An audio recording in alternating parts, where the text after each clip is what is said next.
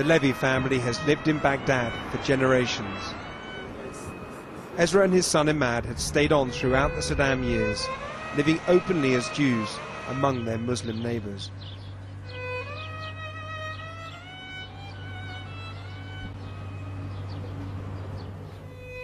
Ezra Levy is now 83. He's one of the oldest of a fast-dwindling tribe, the Iraqi Jews.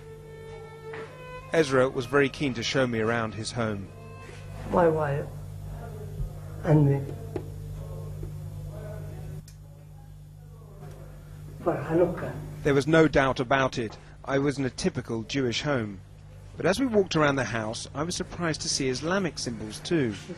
On one wall, an Arabic inscription bearing the opening words of the Holy Quran, not something you would find in many Jewish households. Ezra disappears past the fairy lights up the stairs to retrieve something else of great sentimental value. He returns with the prized possession, an ashtray of the Wailing Wall in Jerusalem. Have you ever been there to Jerusalem? I like to go, but don't know. Do you think you will go in? Maybe in the end of my life, and see my family and son and dad. I had arrived at the Levy's home with a satellite phone. For the very first time, Ezra's son Ahmad spoke to relatives in Israel whom he has never seen. Hello. Ezra has not seen or spoken to his sister since she left Iraq 50 years earlier. I can't believe I am talking to my family in Israel. Do they say you must come visit? Yes, yes, no. You must come, not visit, you must come. Alhamdulillah. Anti ashlonek. Ezra clearly had a lot of catching up to do. Anti, naam, anti صغير. I can't stop myself for crying. My brother, what happened to you? I can't stop. I am crying. And leave the phone. Even though there were anxious times under Saddam, the Levys were never physically threatened, and they were supported by their Muslim neighbours. The regime of Saddam Hussein, we have pressure here, yes. We must be careful. Careful of everything. Every step we make it, we must be careful. And we are watched from a lot of people making reports.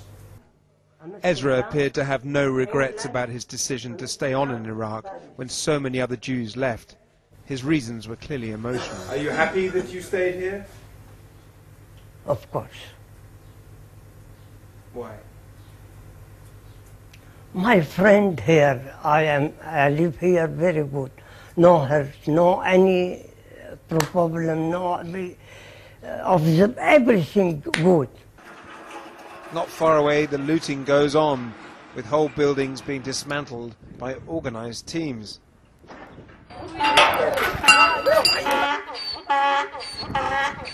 Like everyone else in Baghdad, the Levys are worried about their security. Ahmad tells me that the last functioning synagogue in Baghdad was closed shortly before the war began because of security concerns, and has not since reopened. He is the last rabbi of Baghdad and looks after the 35 mostly elderly Jews who still live in the city.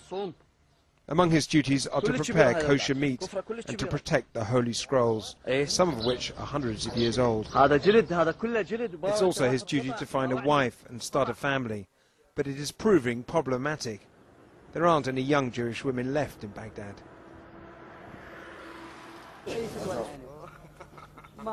שבת שלום וערב טוב לכם. אנחנו הערב במהדורה מיוחדת בעקבות ידיעה ששוחררה עכשיו לשידור. 6 יהודים מעיראק. 3 months after I last saw Ezra and Ahmad, Israel, in cooperation with the Americans, organizes a clandestine airlift of Iraqi Jews known as Operation Aid from Zion. Israel's Channel 2, with exclusive access to the new immigrants, reported breathlessly on the feat of transporting 6 elderly men and women to the Jewish state.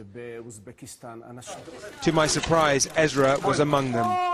Channel 2's cameras capture the moment he greets his sister for the first time in more than 5 decades. He appears bemused, even puzzled by his new status as a national hero.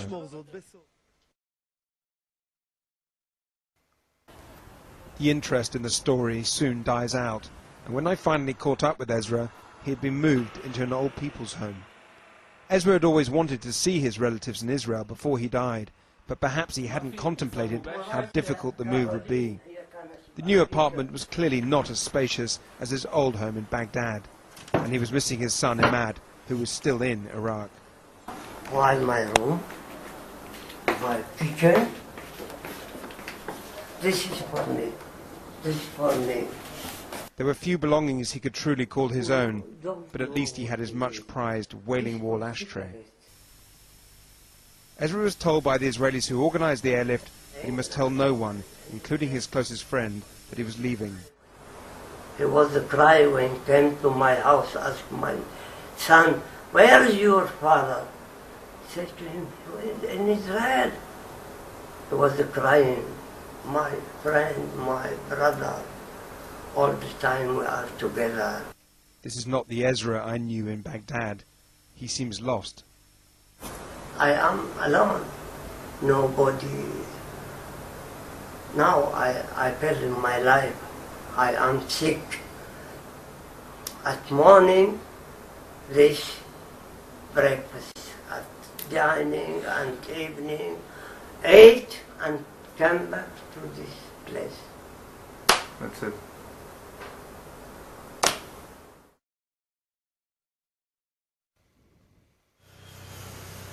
I took Ezra to a cafe in Jaffa so he could meet and talk to some of the Palestinian locals. At last he could speak Arabic again. Ezra's mood changed completely. The gloom of the old people's home was gone.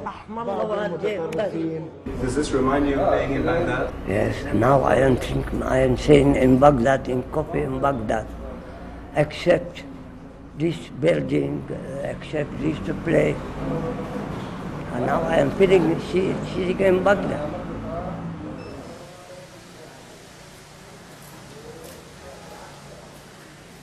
I asked Ezra whether he would like to go back to Baghdad. If I have a chance, why not?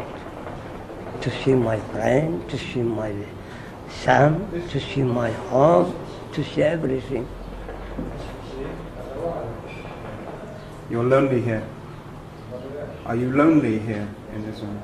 No. What I said to you, I don't know. Ezra is trying to reconcile his dual identity of being both Arab and Jew. We are Arabic, and I am Jewish Arabic. My country is Arabic. All of us, we are Arabic. But we are good. There is Muslim, there is Christian, and Jew. We are Jews, but we are all people in Arabic. We are Arabic. I followed Ezra from Baghdad to Jaffa. Every step of the way he's challenged the stereotypes. A Jew whose best friends were Muslims, who displays the Quran next to Hanukkah candles. Little surprise, perhaps, that this new Jewish citizen of Israel has rewritten the script once more.